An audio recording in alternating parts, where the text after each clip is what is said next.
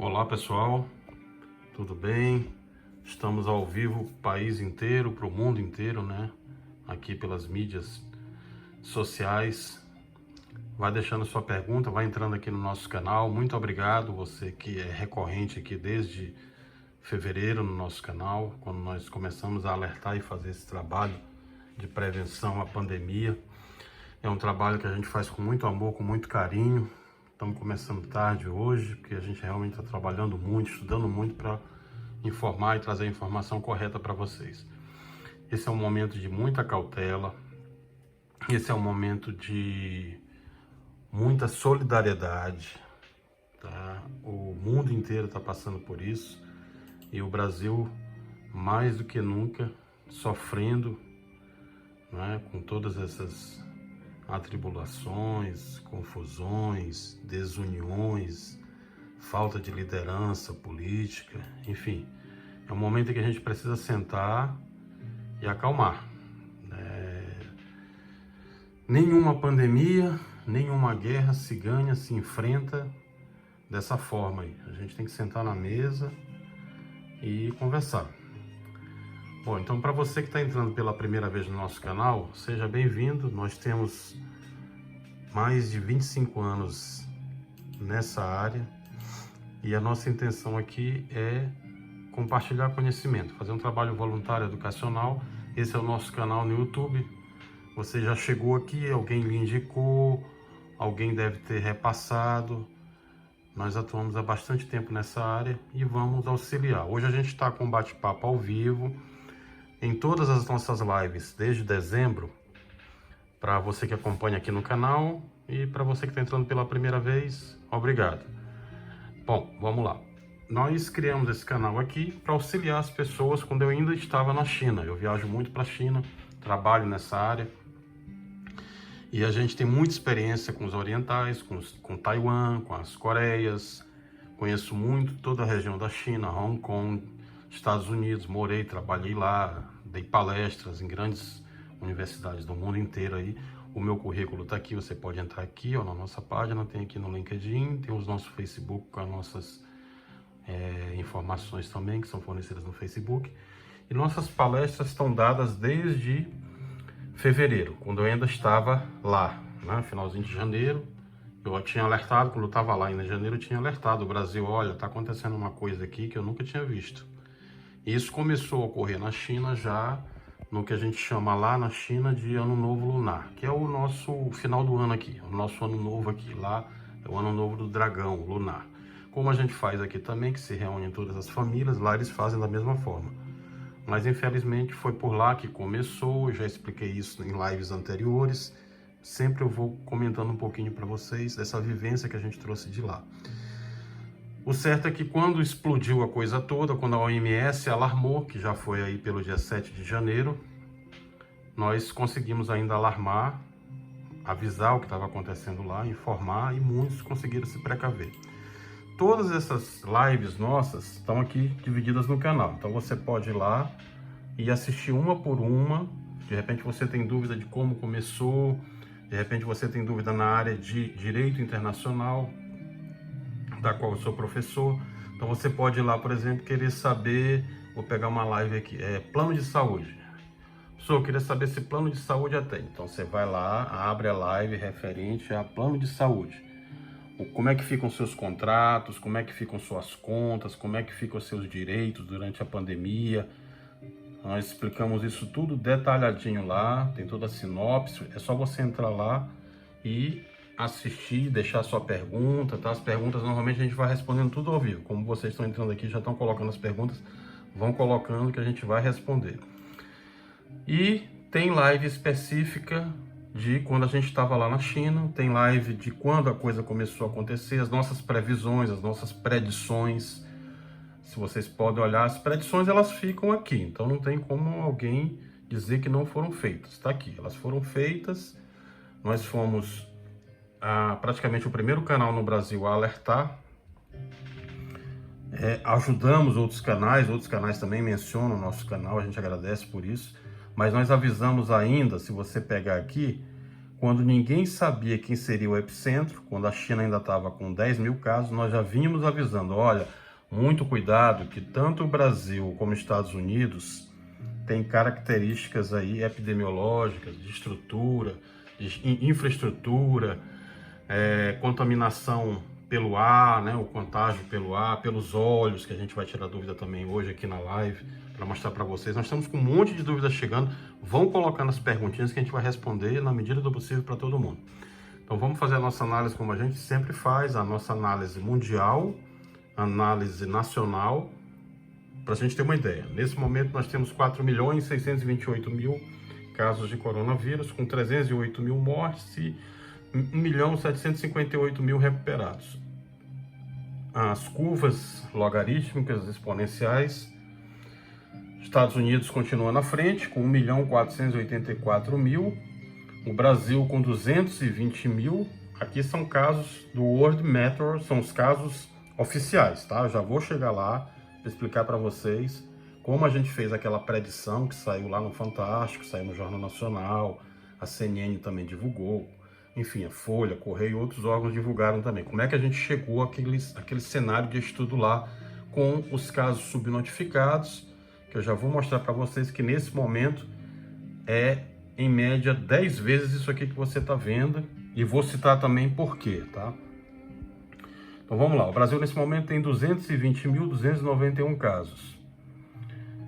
Nós estamos encostando na Itália e como eu fiz a predição na live passada, aconteceu. Nós estávamos atrás da Índia, do Irã, da Turquia, da Alemanha, da França, ultrapassamos. Agora anotem nova predição aí, nós vamos ultrapassar a Itália, vamos ultrapassar o Reino Unido e vamos encostar aqui na Rússia, tá?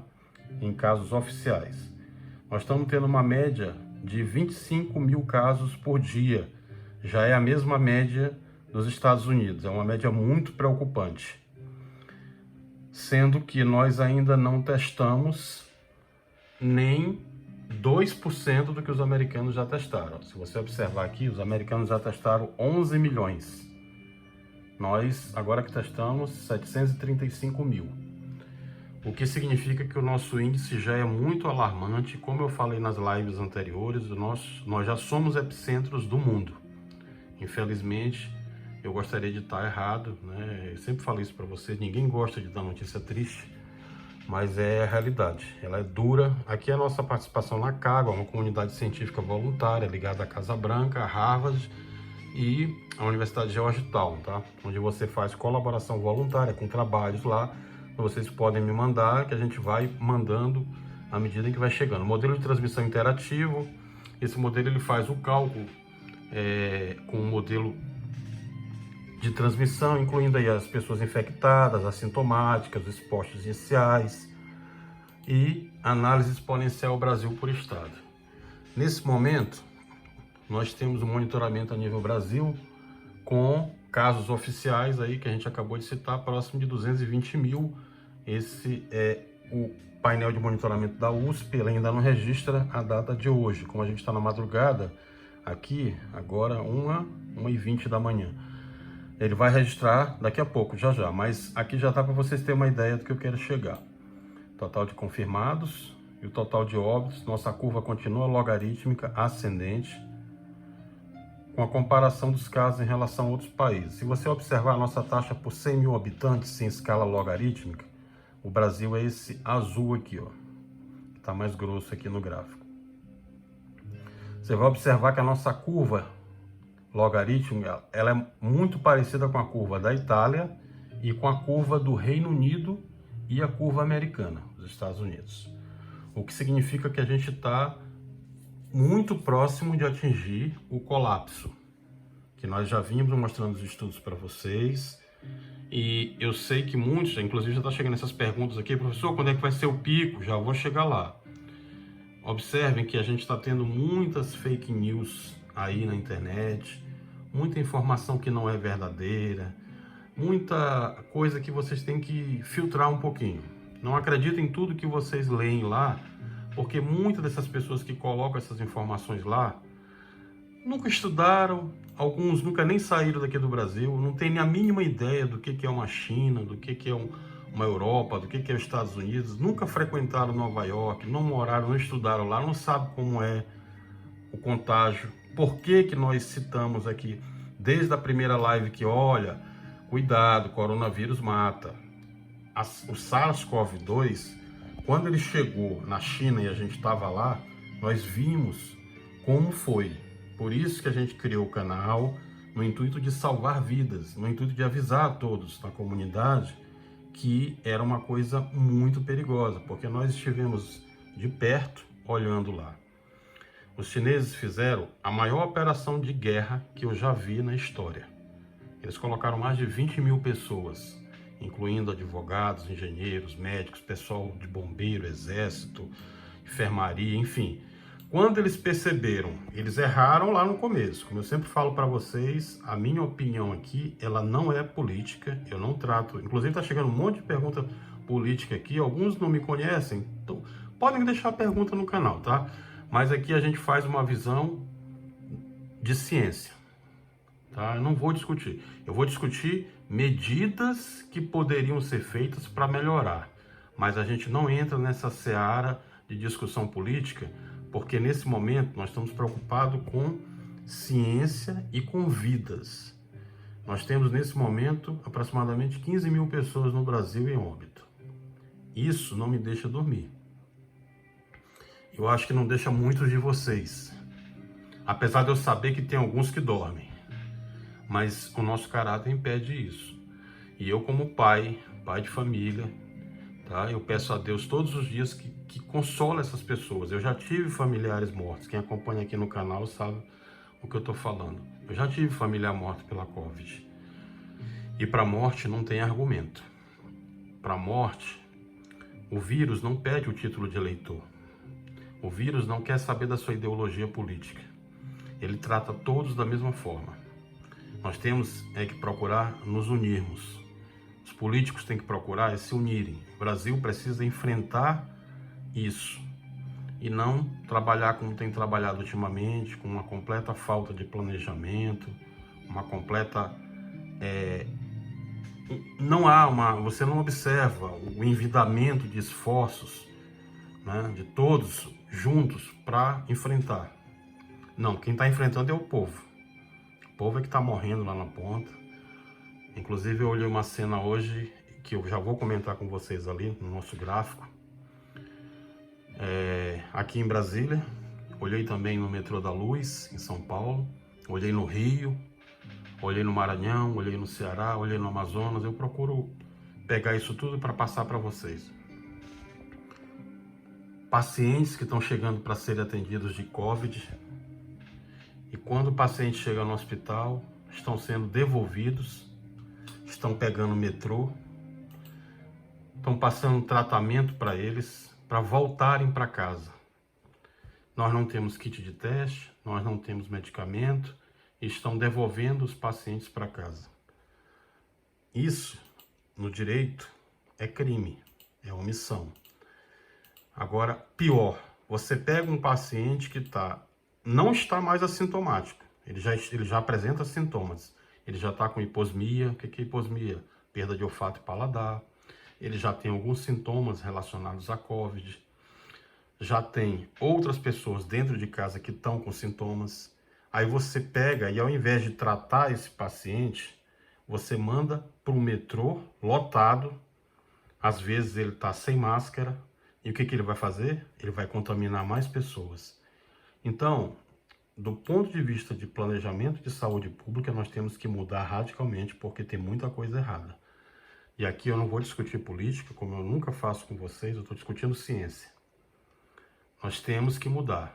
Não está legal. Esse tipo de tratamento é omisso, esse tipo de tratamento está estimulando as pessoas a voltarem. Esse aqui é o simulador de epidemias, que eu sempre mostro para vocês como que a gente faz o cálculo, que eu já vou entrar lá no nosso gráfico para mostrar para vocês, sem ser os casos notificados oficialmente, quantos casos nós temos no momento.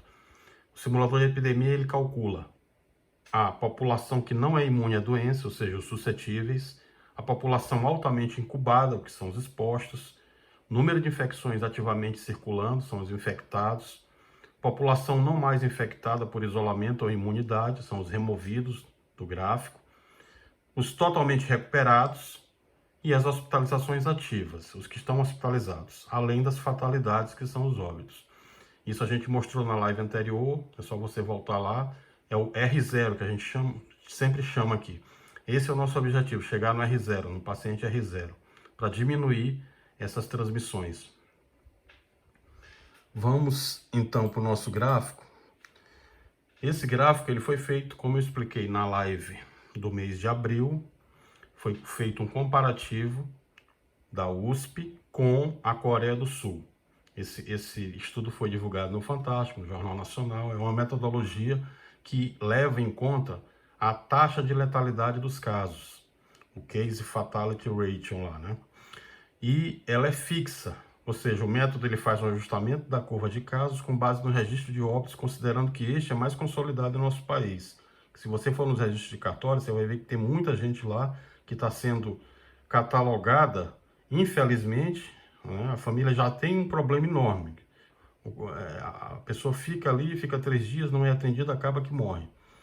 Aí tem um outro problema depois, que não consegue pegar o atestado de óbito, porque aí vão lá e colocam como...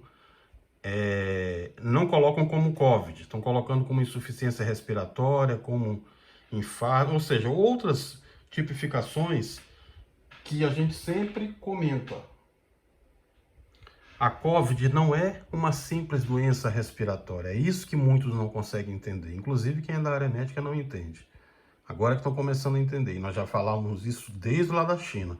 A COVID é uma pandemia muito séria, ela tem outras tipificações e ela não é somente respiratória. Ela tem mostrado aí, nós temos aqui alguns relatórios de Harvard, do MIT, de Stanford, Universidade de Hong Kong, Universidade da China, Universidade do Japão, universidades da Europa, que mostram que a COVID tem causado problemas em rins, problemas neurológicos, problemas digestivos, enfim, uma série de problemas além dos problemas respiratórios.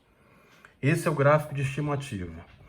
Então, nesse momento, esse é o nosso gráfico real. Se você considerar as subnotificações e a situação atual estimada da população infectada pela COVID, nesse momento, com os casos ajustados, comparando com os casos notificados oficialmente nós teríamos próximo, como eu mostrei para vocês agora, 220 mil. Extraoficialmente, incluindo os casos mostrando a discrepância do real cenário brasileiro de população de pessoas infectadas pela doença, que não estão sendo notificadas, como esses casos que eu acabei de citar, que a gente vê diariamente aí, paciente sendo devolvido, paciente voltando para casa, paciente em tratamento em casa, e só se está notificando oficialmente quem? Só quem já está em estado grave. Às vezes nem quem entra em óbito consegue ser notificado oficialmente. Obviamente que isso também está errado. Como profissional do direito, nós fizemos a nossa parte, caminhamos denúncia para o Ministério Público Federal investigou, o Ministério Público Estadual está investigando. Isso está sendo muito rotineiro em todo o Brasil e não pode, está errado. Tem que haver a notificação oficial. Isso leva a isso aqui, ó. Se você pegar os casos ajustados nesse momento como preditos, nós teríamos nesse momento como casos preditos 2.641.075 casos. Isso aqui faz com que a gente já tenha um número maior do que o número dos Estados Unidos. E nós já seríamos epicentro, como eu falei para vocês em 3 lives atrás. 3 lives anteriores nós falamos. Não foi ontem, não foi anteontem, não. Nós fomos os primeiros a falar no Brasil sobre isso. Muitos vieram aqui na página, colocaram aquelas mensagens que normalmente extremista coloca. Aquilo ali não adianta vocês colocarem aqui na minha página, não adianta você ir lá no Facebook colocar, porque eu não tenho medo nem de militante presencial, quanto mais militante de internet. Isso aí não vai resolver. O que vai resolver é você fazer um trabalho como a gente está fazendo aqui, para ajudar as pessoas, um trabalho voluntário, um trabalho solidário. Eu poderia estar debaixo do colchão lá com minha família agora dormindo, vai dar 2h30 da manhã, eu estou ao vivo aqui com vocês respondendo.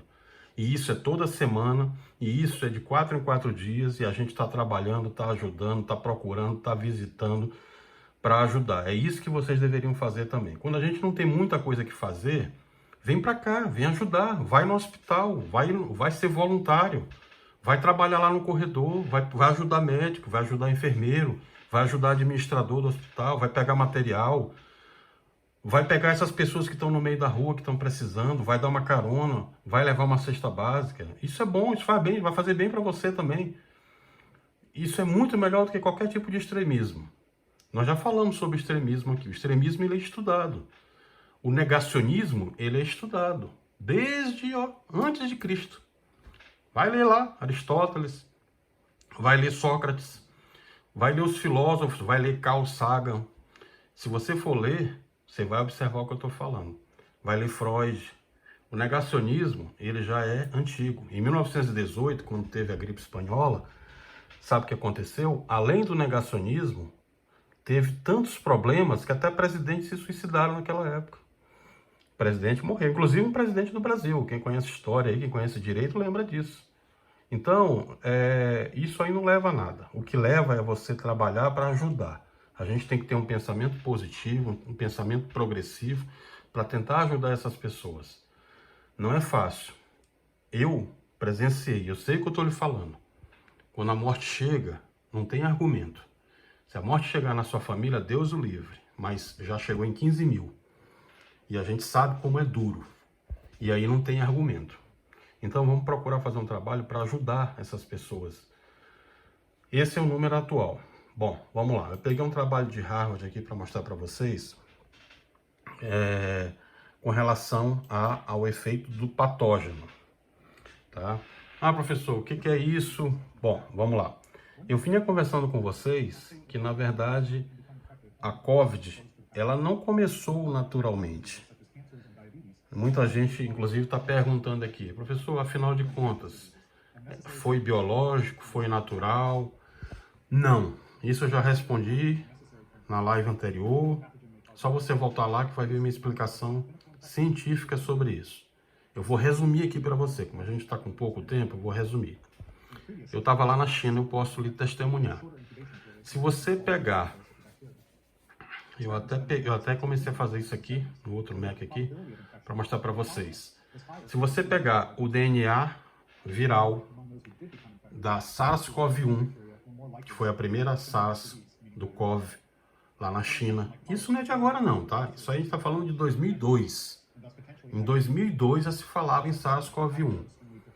Então, se você comparar o vírus, o DNA do vírus, você vai ver que não tem a menor possibilidade de ele ter sido fabricado em laboratório, ou de ter sido, como alguns achavam, um ataque, bioterrorismo, essas coisas aí de teorias conspiratórias que não provam nada.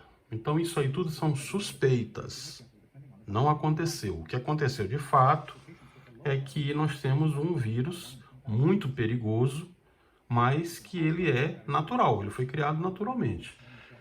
Os chineses erraram lá por algum motivo, mas não foi um erro, vamos dizer assim mesmo, um erro com intenção, com dolo de matar. Até porque muitos dos profissionais lá do laboratório de virologia de Wuhan, na China, a China a gente conhece bastante lá, já viajamos bastante, moramos lá, trabalhamos lá, ainda trabalhamos com empresas chinesas, a gente presta consultoria para as empresas chinesas, então a gente sabe como que funciona. Muitos desses médicos que estavam lá, eles morreram. Muitos parentes dos médicos que estavam em Wuhan morreram. A China gastou 2 trilhões nessa operação de guerra histórica que ela conseguiu contornar. Então, se não fosse isso, a China hoje não teria somente esses 83 mil casos que eles têm. A China era para ter mais de 5 milhões. Mas como eles agiram muito forte para poder conter a Covid-19 lá, em Wuhan, eles conseguiram evitar que ela fosse para outras localidades. Então, acabou que eles não levaram para Guangzhou do lado, não levaram para Shenzhen, não levaram para Xangai, não levaram para Pequim. E foi aquilo que eu citei desde a primeira live nossa. Se você pegar a nossa primeira live, eu disse, olha, se o Brasil conseguir isolar somente os aeroportos, a gente consegue conter o SARS-CoV-2. Nós não fizemos isso. E eu alertei na segunda live, nós vamos ter um grande problema, porque ao invés da gente ter uma Wuhan, que a gente poderia ter isolado, nós vamos ter 26 Wuhans dentro do Brasil. Porque se você pegar a população da China, a China tem 1 bilhão e 600 milhões de pessoas. O Brasil tem 212 milhões. Nós teríamos como, naquela época, ter conseguido isolar. Mas não fomos capazes de fazer isso. Assim como os Estados Unidos também não foram capazes. Aliás, até negligenciaram, que é muito pior. Né? Alguns até achavam que não seria isso tudo que é. Mas quem é da ciência já vinha alertando. Se você pegar qualquer profissional dessa área, qualquer profissional que testemunhou, ele vai lhe dizer a mesma coisa. Todos, sem distinção, fizeram essa previsão de que seria muito perigoso. Dificilmente alguém não fez essa previsão. Aí você vai me citar lá aquele cara que acabaram de perguntar aqui também. O prêmio Nobel lá, que citou que seria um trabalho de teoria da conspiração, de que os chineses criaram em laboratório o vírus. Isso aí tudo, qualquer pessoa fala. Provar, ninguém consegue. E aqui, no meu canal, eu sempre vou dizer para vocês, e sempre falo isso para vocês, eu vou dizer a verdade. Doa quem doer, eu não vou dizer a verdade que você às vezes quer ouvir, mas é o que está acontecendo. Eu jamais vou dizer para vocês que uma teoria da conspiração, que é um fato criminoso como esse, teria sentido. Até porque, no dia que isso acontecer, agora não vai acontecer mais, porque eles não vão ter como encontrar nada. Já foi comprovado, inclusive os próprios americanos, o FBI, a CIA, fizeram um trabalho de investigação na China enorme e concluíram que não tem nada disso. O que tem, sim, são suspeitas, porque o Trump é candidato no final do ano, vai concorrer com o vice do Obama, que é a chapa do Obama com o Biden lá, e nesse momento o Trump não se reelege. É óbvio que ele vai ter que criar algum fato novo para justificar a negligência que ele teve de não trabalhar com a Covid como deveria ter trabalhado. Porque eles falharam. Isso aí não tem nenhum argumento de nenhum negacionista que consiga provar que os Estados Unidos fizeram uma administração correta com relação à Covid. Não fizeram. Deveriam ter feito. Como a China fez. A China fez, Taiwan fez, as Coreias fizeram, Nova Zelândia está aí, já estão voltando ao novo normal. Eu iria comentar mais tarde um pouquinho sobre esse pessoal que está voltando ao novo normal. Alguns países da Europa pequenos já estão voltando ao normal. Nós não vamos ter o normal, já citei isso para vocês, nós vamos ter o novo normal. Tudo isso que está acontecendo é culpa exclusivamente nossa, como seres humanos. Há 2 meses atrás eu publiquei um artigo falando, nós vamos ter muitos problemas, porque temos muitos problemas com relação à forma como o homem mudou. Os animais estão saindo do campo, estão vindo para a cidade, você está começando a perceber muitas zoonoses e até separei o material para mostrar para vocês aqui também. Tá aqui, tá em chinês, mas dá para vocês terem uma ideia. São conceitos básicos. Esse material de Harvard também, ele fala um pouco dessa parte de epidemiologia. E compara o SARS-CoV-1, lá em 2002, novembro de 2002, está aí, com o SARS-CoV-2. Compara com a MERS, compara com HIV, compara com outras doenças. Onde eles querem chegar? Que isso não é de agora. E quem já estudou em Harvard, quem já estudou na universidade lá fora, Universidade da China também, que tem esse material também, sabe que eles levam muito a sério esse tipo de estudo, porque na ciência você não pode ficar criando situações, você tem que falar a verdade. Você está estudando ciência. Ciência é uma ciência exata, né? Desculpem o pleonasmo. Mas não é como o direito. O direito a gente trata algumas coisas de uma forma um pouco subjetiva. O que é lockdown para mim no direito, que é um anglicismo, né? Porque não existe esse termo no direito, ele é um anglicismo, ele é um termo internacional tentado ser adaptado a um confinamento nacional. E aí ele mostra. Você vê aí o número de subnotificações, número de casos que ocorreram em determinado período. Uma outra relevância, uma outra similitude que a gente sempre comenta. Tanto a SARS-1 como a SARS-2, elas têm muita semelhança com a gripe espanhola, em 1918. Se você observar os gráficos da gripe espanhola, você vai ver que a gripe espanhola, como eu citei aqui para vocês, que na verdade deveria se chamar gripe americana, porque começou lá no Kansas, foram os americanos que começaram, mas como os espanhóis acompanhavam de perto e tinham uma transparência em informar, acabou ficando como gripe espanhola. Mas a gripe é americana. Mas isso também não muda muito. É a mesma coisa de querer culpar o Brasil pela chikungunya, né? pelo Zika vírus, ou seja, isso não leva a nada. O vírus não é chinês, como o vírus da chikungunya não é brasileiro, como o vírus da gripe espanhola também não é americano, porque você não pode, isso aí leva um pouco a um certo tipo de preconceito, é uma certa xenofobia, porque não é que seja brasileiro, ele foi falho por um chinês. Não significa dizer que o povo chinês é assim. Houveram chineses que falharam. Eles vão responder por isso, já responderam, inclusive já teve gente que morreu lá. Foi uma confusão danada lá. Teve um médico que a gente teve acesso lá.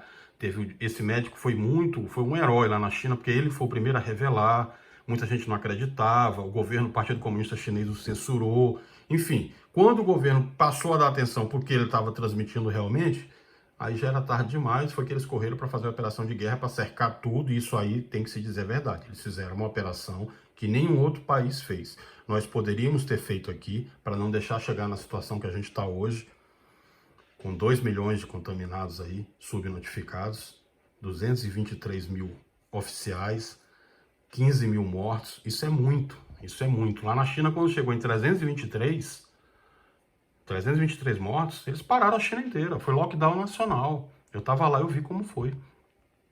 É parar. É fazer o que nós falamos aqui na live do mês de abril, que, graças a Deus, o governo do Maranhão consubstanciou o nosso trabalho, enviou para o Ministério Público recorreu ao juiz lá, nosso amigo Douglas lá, e o doutor Douglas, dentro do direito, da forma correta, decretou uma liminar de lockdown. Isso também foi feito em outras localidades do Brasil. Foi feito no Ceará, foi feito agora no Rio, né? Tem um decreto lá no Rio, o governador editou um decreto lá.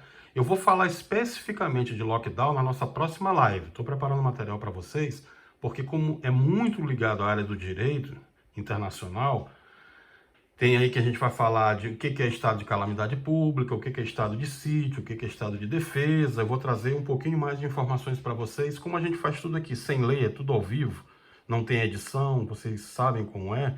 Então, eu vou respondendo à medida que as perguntas vão chegando. Não dá para a gente falar de tudo ao mesmo tempo, né? Então, a gente vai falando o que é mais importante que vai chegando aqui. Mas eu vou tecer uma especificidade maior com relação a essa proficiência técnica de lockdown para que vocês possam entender melhor. Então, resumidamente, nesse momento, o que nós temos? Nós temos o vírus entrando muito forte no Brasil, muitas pessoas aí em hospitais, já estamos próximo do colapso. O colapso, quando me perguntaram aqui, já vou comentar já sobre o colapso. Vamos lá. Isso aqui foi um estudo da New England Journal of Medicine sobre o SARS-CoV-2. A transmissão pelos olhos, eu fiquei de trazer para vocês, estudei bastante, são 3.923 páginas. O que eu posso resumir para vocês é, sim, tem transmissão pelos olhos. Professor, é pelas lágrimas? Não, não é pelas lágrimas, é pelo globo ocular, né? Pelo ACE2, aquela outra enzima lá, você tem a transmissão pelo globo ocular. Então, mais do que nunca, você deve usar óculos ou viseira ou um protetor facial. Botar um plásticozinho, mas tenha muito cuidado com seus olhos. E como eu citei para vocês na live do mês de março, eu vinha prevendo isso. Olha, tanto os Estados Unidos como o Brasil, eles vão ter muitos casos de contágio e vai ser muito rápido o contágio, porque esse contágio vem pelo ar. Muitos não atentaram, depois até fizeram uma matéria aí e tal, no jornal, aquela coisa toda, quando já era tarde. É a mesma coisa do lockdown.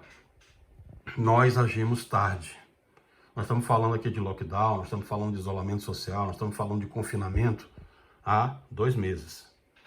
E quando você sai nas ruas, você ainda observa pessoas naturalmente, tá?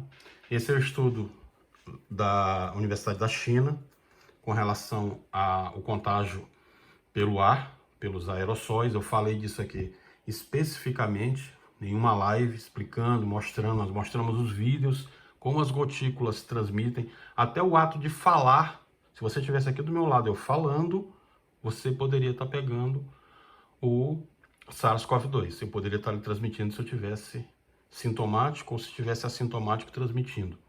Eu poderia lhe transmitir o vírus, até falando. Agora você imagine sem máscara. Não é? Então, mais do que nunca, como a gente sempre falou, por que os orientais reagiram tão bem ao vírus?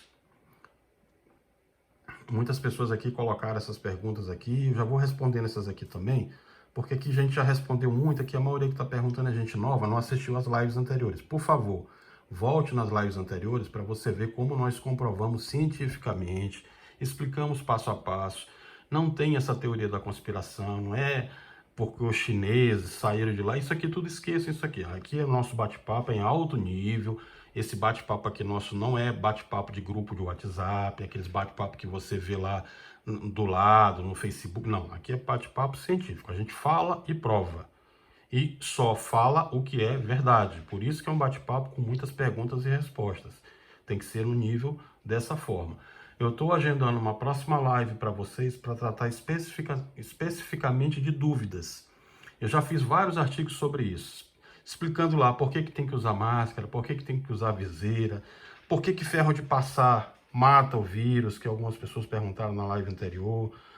Por que esses testes que vocês estão fazendo, alguns dão positivo, outros dão negativos, né? 70% de eficácia, como é o protocolo, o GPM, o IgC, isso aí tudo eu vou tratar numa live específica e explicar para vocês no bate-pronto, só para a gente perguntar, vocês só perguntarem e eu só responder. E eu vou juntar também outras perguntas para a gente fazer uma análise bem científica com relação a essas dúvidas. Bom, eu peguei esse artigo aqui que é muito bom da Luana também, lá do UFRJ. Nesse momento, tem muita gente criticando o isolamento social. Ah, não era para ter feito isolamento social. Não, errado. Tem que ter o isolamento social. Teria que ter tido. Graças a Deus, ao isolamento social que foi feito, nós só temos esse número. É um número alto que a gente está tendo.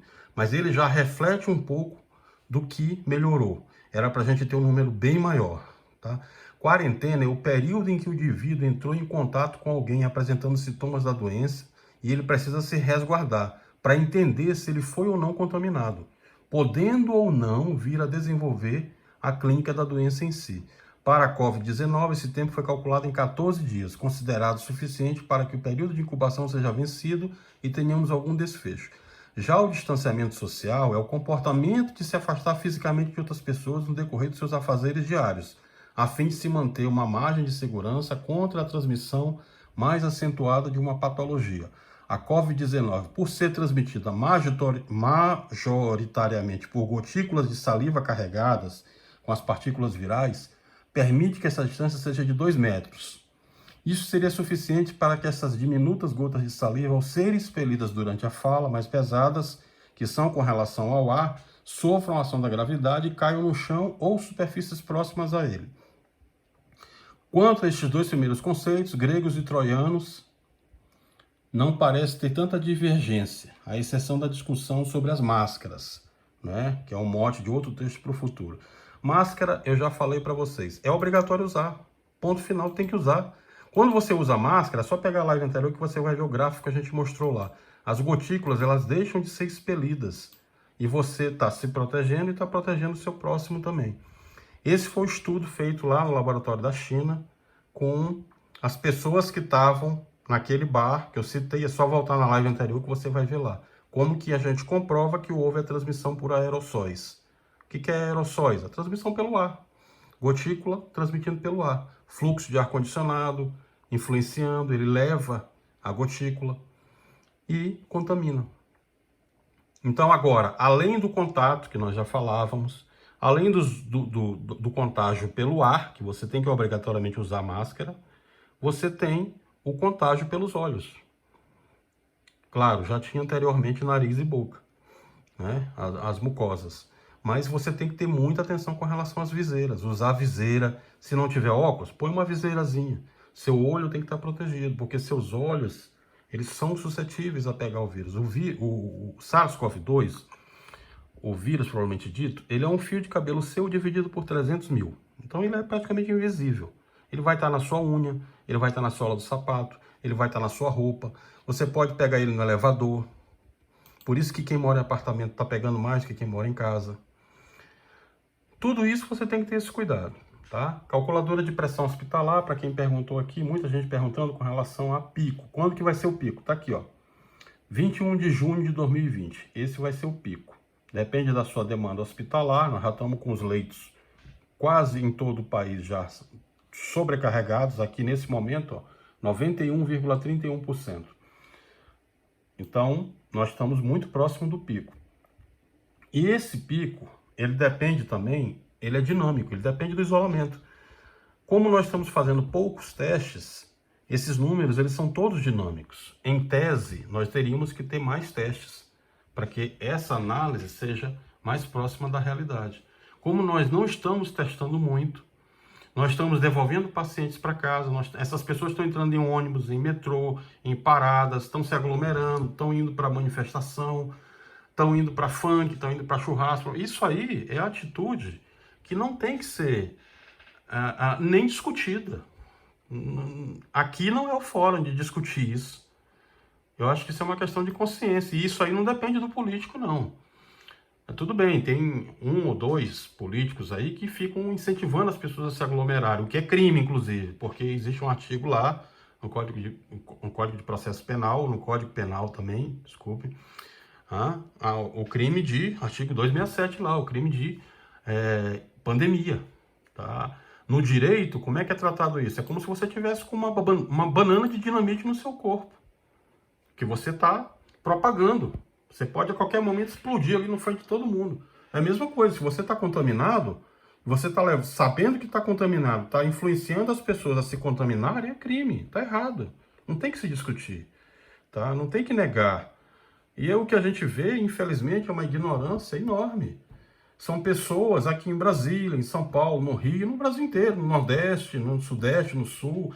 São pessoas extremistas indo para a delegacia depor, dando trabalho para o Estado, dando trabalho para os policiais, dando trabalho para o delegado, dando trabalho para médico, por uma simples atitude, botar uma máscara na cara. Ninguém precisa vir com uma farda, não precisa ser advogado, não precisa ser um delegado, não precisa estar alguém pintado com uma cor de uma roupa para mostrar uma verdade que você já deveria ter pensado.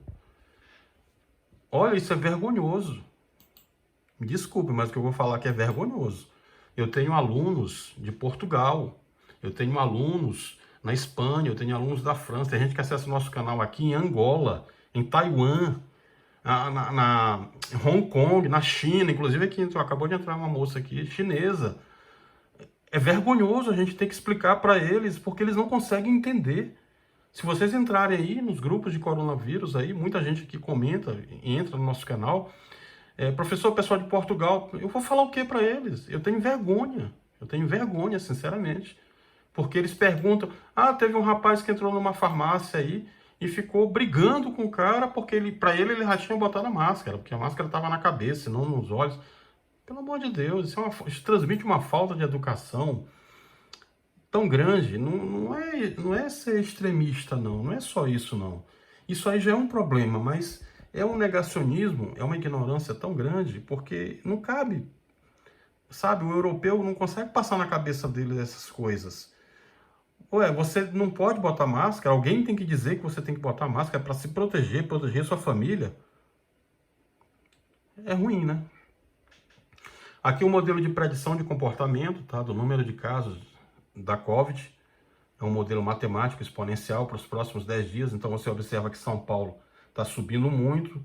Ceará também. Amazonas tem 13 cidades que estão aqui. Pernambuco, que também a gente já citava. Maranhão teve uma diminuída, já com o lockdown, resultado do lockdown. O lockdown, na verdade, ele só vai te mostrar o resultado estatístico de engenharia de dados daqui a 21 dias. Ele não te mostra o resultado imediatamente. Então, essas medidas que o Maranhão tomou, essas medidas que o Pará tomou, o Ceará também tomou de lockdown, elas vão ser visíveis do ponto de vista de engenharia de dados, de estatística, daqui a 21 dias. Mas, com certeza, elas já vão refletir o que a gente tem falado aqui desde fevereiro. Com o lockdown, com o isolamento, com o confinamento, da forma que você quiser chamar. Quando você faz isso, obviamente você diminui os casos. Porque o sistema ele deixa de atender todo mundo. Se você está em casa, se você tem tratamento, ainda não foi infectado, você não vai ser. Só tem essas 3 possibilidades de você pegar. Não vai vir ninguém, muita gente inclusive aqui perguntando, pessoal, com relação a delivery, frutas, que está chegando e tal, tudo isso aí você tem que fazer o seu trabalho. Você tem que ter atenção, álcool e gel, sabão, controlar tudo certinho. Agora, principalmente pelo ar, tá? Fica longe, usa máscara, sua proteção, cuidado com os olhos. Tem muita gente que está pegando pelos olhos, muita. Eu peguei os gráficos aqui de Harvard para mostrar para vocês. Aqui é outro estudo também de droplets e aerossol SARS-CoV-2. Isso aqui também mostra um outro estudo também que vai mostrar isso que eu estava falando para vocês. Aqui a parte de dos respiradores mecânicos também, que já comentei isso com vocês. Tem muito médico aí adotando um procedimento não invasivo, tem que ter cuidado com relação a esse respirador mecânico, são muitos dados, são muitos parâmetros ajustáveis, pouca gente sabe mexer com isso, tem que ter cuidado também, tá? Principalmente porque no momento de pandemia, como a gente está vivenciando, às vezes as pessoas saem até da situação normal. E tem que levar isso em consideração também. Estudo da Universidade da China também, aqui apontando o que eu falei para vocês sobre os olhos, para ter cuidado. Mais outros assuntos aqui, eu vou começar a responder as perguntas, que o tempo da gente já está chegando aqui, o controle. Vamos lá. Vai lá, filha, pega as perguntas aí para a gente começar a responder para o povo todo. Aqui a John Hopkins University também, mostrando para vocês, tá? Tem algumas notícias boas, mas eu vou falar em uma live específica com relação a estudos de vacina e remédios, tá? A gente evoluiu bastante, já tem mais ou menos umas 150 vacinas em teste, remédios também, anticorpos já produzidos, mas que ainda não foram testados, são todos trabalhos embrionários ainda, mas nós vamos tratar numa live específica sobre isso. O que a gente tem nesse momento, o que é? Nós não temos vacina, não temos remédio, o tratamento ainda é muito pífio, só pega ali no começo, tem 3 fases de tratamento, mas esse tratamento só serve para o começo. Não vão nessa, o que a gente tem que fazer é isolamento. Não tem vacina, não tem remédio e não tem cura. E principalmente, quem está pegando, a gente tem olhado muito isso, não cura definitivo. Isso é uma coisa que a medicina ainda está estudando, tá? Professor, com relação ao ferro de passar roupa, ele inativa o SARS-CoV-2, roupa de superfície de tecido. Olha, pessoal, tudo que a gente vai responder aqui para vocês é em tese. Tudo que está se estudando, tudo que a gente está comentando com vocês, está sendo estudado. Ninguém sabe tudo, tá? Ninguém sabe tudo. A gente tem que ter a humildade de vir para cá e falar para vocês que está todo mundo aprendendo. Muitos já fizeram cursos lá fora, tudo bem, mas isso não significa nada. Está todo mundo aprendendo nesse momento. Ninguém sabe tudo, ninguém nasce aprendendo. A gente nasce e vai estudar, e vai aprender na vida. Então tem que ter essa humildade também, tá? Ninguém é dono da verdade. Tá todo mundo estudando, tá todo mundo aprendendo. Com relação ao ferro de passar roupa, ele inativa sim, tá? Fernanda, né? Ela pergunta com relação se ele é eficaz em destruir. Sim, qualquer dispositivo, como o ferro de passar roupa, com temperaturas acima de 90 graus, ele é eficaz na inativação do SARS-CoV-2. Agora, é bom lembrar uma coisa, tá? Se você estiver usando ferro, teoricamente você já lavou a roupa antes, né? Uma vez que o vírus ele pode se alojar ali, em costuras e dobras das roupas, as quais o acesso é mais difícil. Então você tem que ter esse cuidado. Alguns tecidos sintéticos também, como poliéster, por exemplo, eles não suportam temperaturas elevadas. E nesse caso, as indicações da etiqueta de lavagem devem ser seguidas, observadas, tá? Tem um estudo sobre isso aí no The Lancet Microbe, que é uma revista especializada nesse tipo de pesquisa. Ela fez uma avaliação de estabilidade do SARS-CoV-2, do vírus, em diferentes superfícies e condições, e verificou que quando submetido a temperatura acima de 70 graus, o vírus já é inativado em 5 minutos. Tá? Então, esse é o estudo de aerossol, distribuição respiratória também. Observando que em temperatura ambiente, normalmente 20, 22 graus, e com umidade do ar de 65%, os pesquisadores observaram que o vírus permanece estável em tecidos por até um dia. Então, tem isso em mente, tá? O ferro de passar é uma boa ferramenta, mas sempre observar e deixar tudo lavadinho para ficar bem bacana, tá? Outra pergunta. Professor, eu gostaria de saber com relação à minha conta de energia, que o senhor comentou na live anterior, a empresa cortou minha energia, como que eu faço? Isso a gente comentou na live anterior, tá? É só você voltar lá, tem uma live específica de todos esses temas jurídicos que eu tratei explicando para vocês. Corte não pode ser feito de energia, de água, de internet e serviços de gás que não seja botijão, tá? É inconstitucional, já tem uma decisão da 4ª Vara aqui de Brasília, Justiça Federal, não podem cortar sua energia. Se cortaram, você vai ligar lá e vai pedir para religarem. Tá? Pega na minha página lá, tem a decisão judicial, o dia que ela foi publicada, é ilegal. Você tem o direito de ligar lá, mesmo que você esteja em débito. É a outra pergunta que fizeram aqui. Pessoa, mesmo eu estando em débito? Sim, porque nesse período agora estão congelados os cortes. Não é que o governo é bonzinho não, que a operadora de telefonia, de energia elétrica, de água, é boazinha não. Você vai pagar, tá? Não estou incentivando ninguém aqui a dar calote. A gente está incentivando que você não pode ter seu serviço público essencial cortado. Isso faz parte do princípio da dignidade da pessoa humana. Então, a empresa tem que ir lá e ligar para você.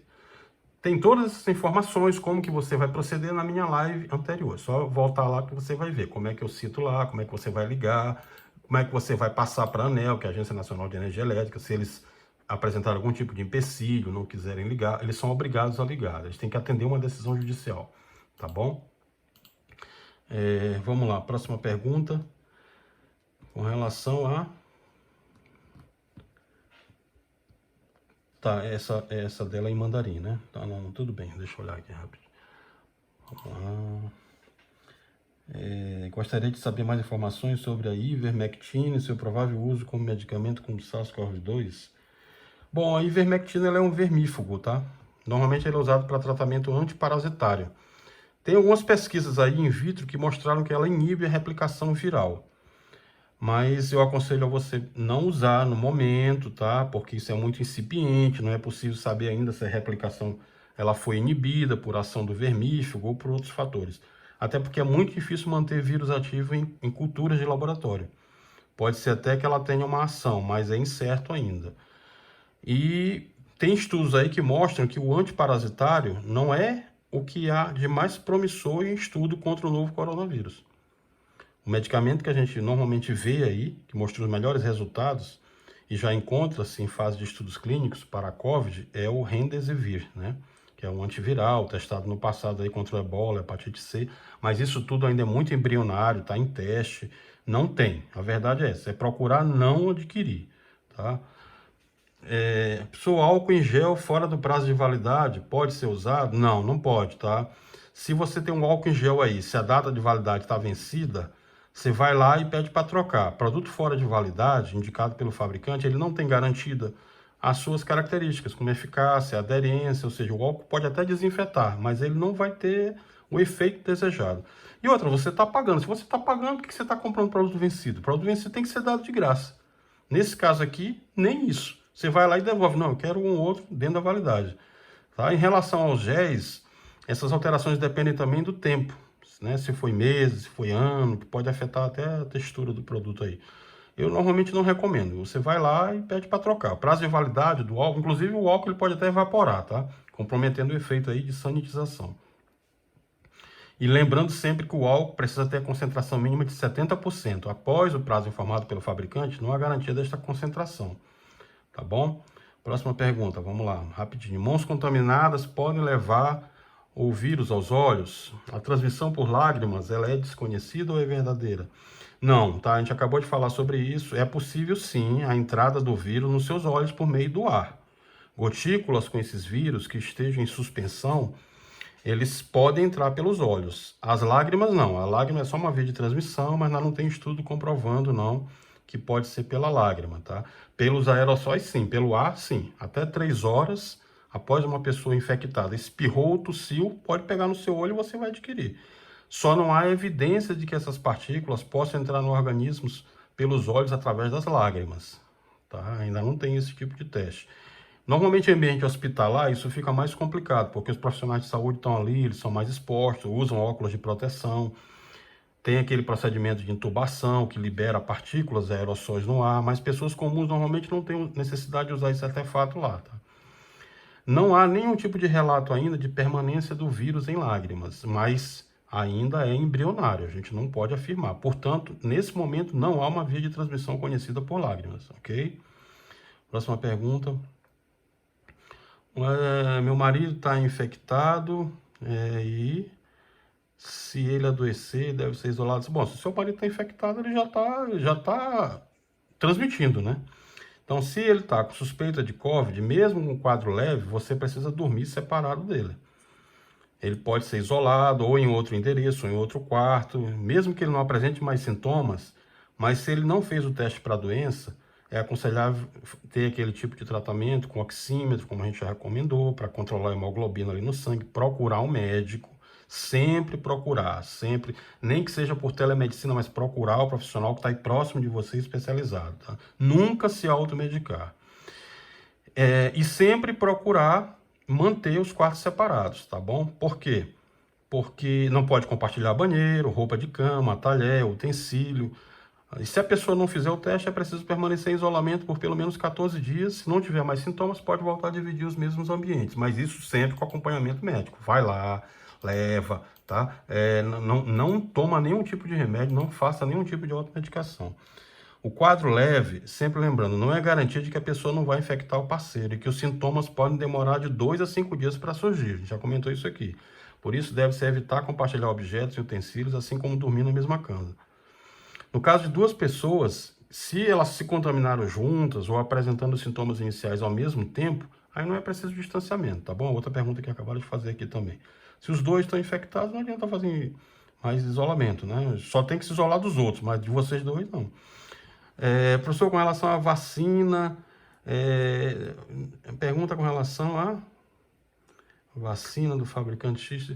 Não tem vacina, isso aqui tudo é muito embrionário ainda. Existem vários laboratórios pesquisando vacina, a gente tem acompanhado aqui, tem laboratório alemão, tem laboratório chinês, tem laboratório americano, tem laboratório francês, já está dando uma confusão danada, tem gente dizendo que não vai mandar para o Brasil porque a nossa posição do mundo é diferente da OMS, já tem, a França está brigando com os Estados Unidos, deixa primeiro eles encontrarem a vacina, testarem direitinho, isso aqui ainda vai demorar muito tempo, tá? O que há hoje é que a gente tem que observar todo esse processo aí com muita cautela.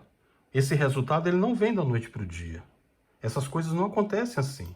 Isso demora. Tem que ser testado exaustivamente, existem protocolos. É bem detalhado. O processo de fabricação de uma vacina, para vocês terem uma ideia, ele é tão complexo, ele envolve 4 fases até o produto final. A fase 1 busca os anticorpos que funcionam contra aquele antígeno, né? A fase 2, a fase de testes in vitro, que a gente chama, aí é testado em modelo animal. Aí vem a fase 3, é o estudo de eficácia. A fase 4, os possíveis efeitos colaterais. Então isso aí demora, não é assim tão rápido não, tá?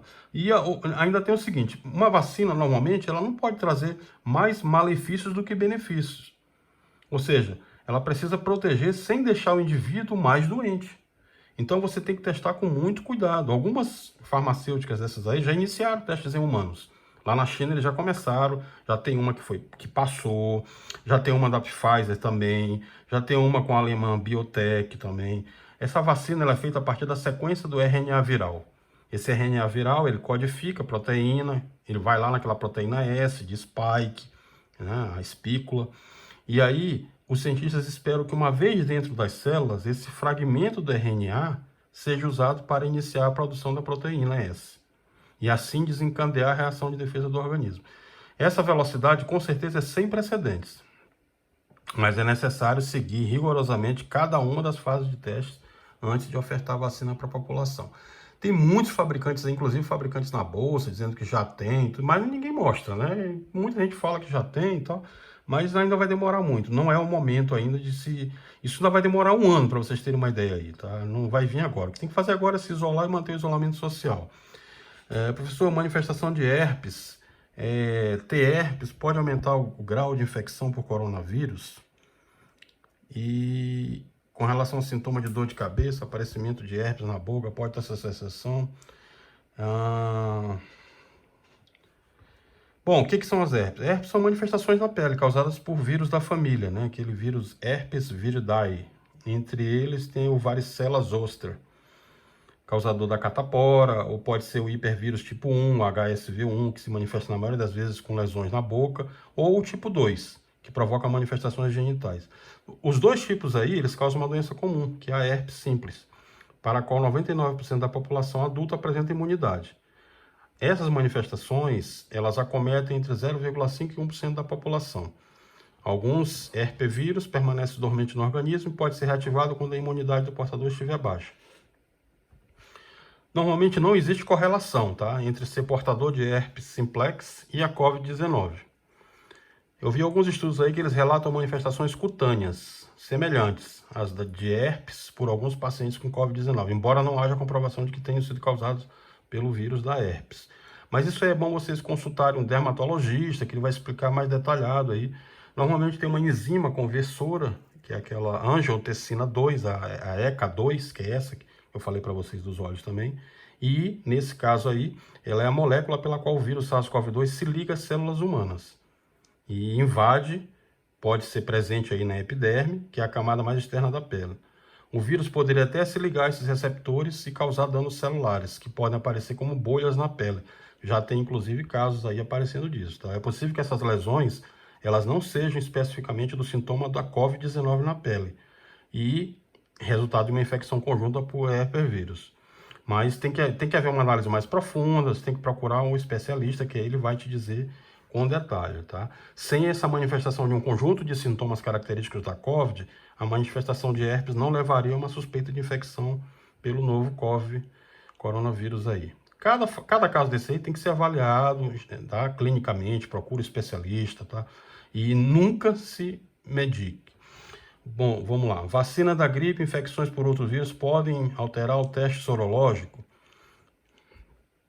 Quantas perguntas tem? 5, é a última, tá? Pra gente encerrar. Vamos lá. Tomei a vacina da gripe, fiz o teste rápido para COVID, a vacina pode alterar o resultado? Tá. Em tese, a vacina da gripe ela pode alterar durante 30 dias, tá? A detecção dos anticorpos IgM, que aparece na fase aguda da infecção, mas isso é pouco comum. Depende do fabricante. Você pega lá o fabricante, ele vai explicar direitinho lá. Normalmente, um experimento realizado com pacientes aí, que eu vi lá no Sírio-Libanês, os médicos observaram essa alteração em menos de 10% dos exames realizados. Outro fator que pode interferir nessa detecção dos anticorpos IgM é uma monocleose recente. É uma doença causada pelo vírus Epstein-Barr, que ataca especificamente as células que produzem os anticorpos. Contudo, não houve nenhum caso encontrado até o momento nos hospitais lá que o laboratório atua, tá? Mas procure um infectologista que ele vai te explicar detalhadamente, procura sempre um especialista da área. Se houver uma alteração no IgM, o resultado pode ser um falso positivo. Já comentei isso aqui. Esses testes agora, eles são só 70% de eficácia. Tá? Mas essa medida do IgC, que ele denota a memória de uma infecção passada por um agente, normalmente ela não é afetada pela vacina. Próxima pergunta, sabão comum é suficiente para limpar superfícies? Sou alérgico a desinfetantes e posso usar na limpeza da casa? Qualquer tipo de detergente que você tenha aí, ou sabão, pode ser utilizado pela limpeza de superfície sim, tá? Normalmente usem hipoclorito de sódio, que é a água sanitária, ou cândida, para limpeza do chão. Você dilui na água comum, proporção de uma colher de sopa aí para cada tanto de água, né? E aí, o hipoclorito, ele é um desinfetante a mais. Se a pessoa tiver alergia a esse composto, a água e sabão é um bom substituto aí, tanto para o chão como para móveis, vidros e bancadas. Ok? Bom, pessoal, as outras perguntas aqui que estão chegando vão ficar para a próxima live nossa, que a gente está com o tempo aqui bem escasso. Só para a gente consultar aqui mais uma vez quantos casos nesse momento. Vamos dar um refresh para a gente poder encerrar a live aqui. 4.628.549. É isso, gostaria de agradecer, já vai dar 3 horas da manhã. Muito obrigado a todos que vocês estiveram com a gente aqui. Nos encontramos na próxima live. Siga o nosso canal, indique para algum amigo, ajude-nos nesse trabalho voluntário, solidário, de tentar salvar vidas, para que eles se inscrevam no nosso canal aqui. A gente não ganha nada com isso, mas ganha o seu respeito, a sua dignidade. Você está me ajudando a salvar vidas. É esse o nosso propósito maior. Quanto mais vidas nós pudermos salvar, e a informação nesse momento, ela é muito importante. A informação às vezes não chega onde tem que chegar. Então vamos nos ajudar, vamos indicar também, tá? Clica no botão inscrever-se aqui no nosso canal e na próxima live a gente vai conversar muito mais sobre outros temas para que a gente possa debater ao vivo. Muito obrigado mais uma vez, paz e bem, fiquem com Deus. Forte abraço.